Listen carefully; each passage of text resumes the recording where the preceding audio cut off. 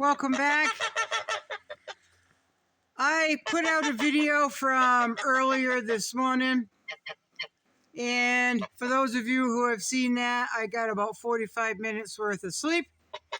Before that, I was awake probably close to 48 hours, and I worked 32 hours on my job, and amongst that, it's just how it goes sometimes. So last week I asked a few people to answer 3 questions for those of you who have lived off grid or are living off grid. And I was too tired by the end of that day to answer the questions. I know 3 or 4 of you answered those questions. From what I gather, I haven't watched them, folks, because I didn't want them to influence my answers or the answers on my end. So I went for a walk earlier and I answered 2 of those questions. I will put them here. So Sister Bob asked me to go up and check on her goats. So I figured it was a good day to go for a walk. So I figured while I was walking, I would answer one of the questions that I asked last week. What is the worst part of living off grid? And I've got to say, I don't think there's any worst part to living off grid. It's a lot of work. It's a lot of fun. If you enjoy living, for example, the way I do, keeps you in shape, keeps you young, keeps you healthy, but it does wear your joints out. It really does. A lot of wear and tear. But what's the worst part of living off grid? Absolutely nothing. Okay, on my way back, I thought I would answer another question. And I guess I'll answer, what was the biggest adjustment moving from a house that had everything easy, everything modern, flip a switch, turn the knob, and everything was instant, right? To having to haul the water, plan ahead, doing the housework during the day when it's peak sunlight out so I can see inside to make sure I get my housework done. So I think that was the biggest adjustment, I guess that would be it, is everything takes longer. You seem to have to plan further ahead. I guess that would be the biggest thing. But it's not really a big deal. It's just an adjustment. You plan your day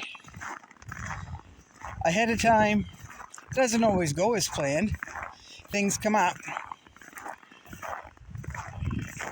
But you can count on all day for water in the winter, collecting the snow, bringing it in, putting it on the stove, the wood stove, melting it. That takes all day. You don't have to stand right there, but it takes all day, shuffling water around and shuffling snow around. The reading at night, I used to be an avid reader. That's how I would unwind at the end of the day. And the lighting is not good enough in my house with oil lamp. No, it hurts my eyes. It's not bright enough. And in order to get close enough to the lamp, in order to read for any length of time, your face gets hot because the oil lamps put off heat as well as light. The most rewarding thing about living off grid is the satisfaction and the rewards of doing something all on your own.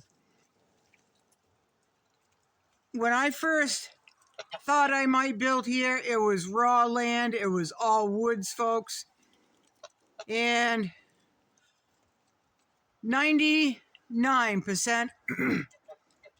99% of what I have done here has been with my own two hands, with me, myself, and I. It's taken a few years. You don't just build a homestead overnight. You don't. You learn as you go. But thinking back of how I first started, and I had quite a few skills to begin with, but as you experience it more and more, you develop more skills, and things just seem to become second nature in how you think and process.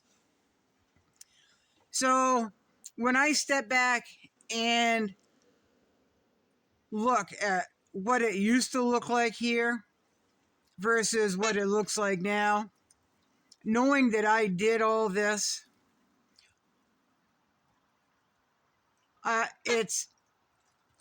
to me, it was a lot of blood, sweat, and tears, and I am not kidding about the blood and sweat, folks. So I don't think I've cried, but that's just the saying, blood, sweat, and tears, right? So I can stand back, and I still do, look at all the progress that I have made, look at everything that I have built, everything that I have cut, everything that I have cleared, everything that I've got in place now is everything that I have done on my own. And I'm still planting trees, and I'm doing all this, but a lot of my long-term fruit-bearing crops, not all of them, because I planted some last year, right? A lot of them that took 8 to 12 years, 15 years to mature are now mature. They're established, right? So it's a lot of work, but I can stand back, and my reward is saying to myself, look what you've done for yourself. You've made something for yourself. And then I also think, well, it should get easier from here. Now that I'm established to a good point, it should be easier from here, but it's not, because one, I'm getting older. My joints, my arthritis, my Lyme disease flare-ups, lack of sleep, lack of time, lack of daylight, lack of patience some days.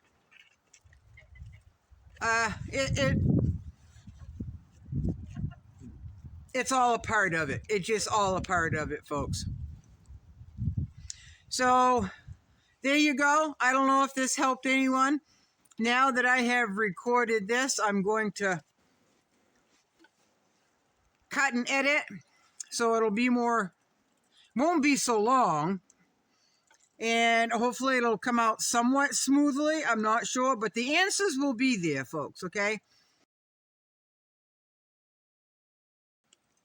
It should be from now, it should be, instead of expanding, which I really have to talk myself out of, folks, to more maintaining. And maintaining is a full-time job, folks. It is a full-time job. When you have,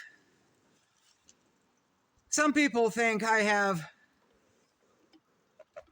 planted more than I need. Well, that's okay. If I have extra, I can share. right? And I can share that. So, but if it comes to the point where it's just too much, and then like I'll let half of my grapes grow wild, right? It doesn't take anything to prune them, which I will be doing in another video. I will be pruning my grapes between here and the next month and a half. And I think it was Garland Mountain Mama that asked that I do a grape pruning demonstration. I believe, Laura, you asked that like a year or two ago. Sorry about that. I haven't forgotten you. I'm going to go watch those videos now. I started one from Off Grid Amy 717. I saw where she was going with that, and I stopped the video because I didn't want that to influence my answers on my end. I started watching Girl Off Grid with Dog until the point where she started answering some of those questions, and I stopped because I didn't want it to influence me. I started reading down some of the answers where people have commented under that video about what they perceive on their end as their answers. I'm going to go back and read them. I may have given a heart, I may have not, but I guarantee I didn't finish reading it once I saw where it was going, because I didn't want it to influence my answers here. So I'm going to try to keep this really short, and I'm just going to have to edit, and hopefully it comes out somewhat smoothly, because otherwise it's going to be 45 minutes long, and I can't have that. It'll take 3 weeks to download, folks. So y'all be good, and see you next time. Bye-bye.